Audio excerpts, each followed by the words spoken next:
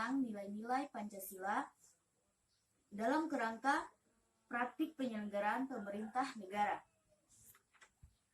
yaitu jelaskan jenis-jenis kekuasaan yang berlaku dalam penyelenggaraan di Republik Indonesia, yaitu 1. Kekuasaan legislatif merupakan kekuasaan untuk membuat atau membentuk undang-undang. 2. Kekuasaan eksekutif merupakan kekuasaan untuk melaksanakan undang-undang, termasuk kekuasaan untuk mengadili setiap penyelenggaraan undang-undang dasar. Ketiga, kekuasaan yudikatif merupakan kekuasaan untuk mempertahankan undang-undang dasar. Berikut, jelaskan karakteristik pemerintahan Indonesia setelah dilakukannya Undang-Undang Dasar Negara Republik Indonesia tahun 1945, yaitu 1. Kedaulatan yang berada di tangan rakyat. 2. Negara berbentuk negara kesatuan namun dengan otonomi yang luas. 2.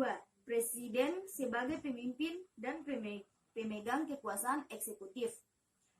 Ketiga, kekuasaan legislatif dipegang oleh DPR dan DPD. 4. Kekuasaan yudikatif dipegang oleh MK dan MA. Berikut, jelaskan mekanisme pembagian kekuasaan yang dilaksanakan di Indonesia, yaitu pembagian kekuasaan secara horizontal. Pembagian kekuasaan berdasarkan fungsi lembaga tertentu.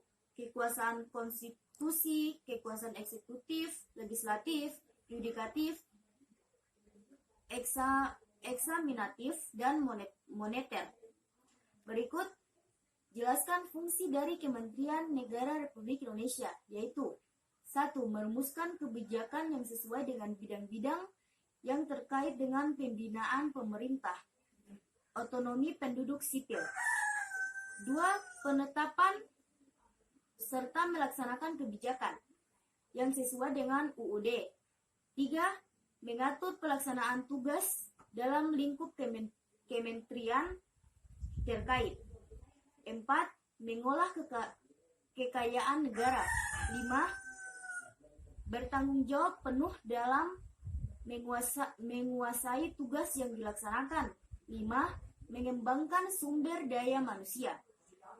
Terakhir, jelaskan pentingnya keberadaan pemerintah daerah dalam proses penyelenggaraan pemerintah di Republik Indonesia, yaitu pemerintah daerah memegang peran yang cukup penting dalam pemerintah Republik Indonesia. Dengan adanya pemerintah daerah, pemerintah pusat tidak perlu turun di setiap daerah. Sekian, wassalamualaikum warahmatullahi wabarakatuh.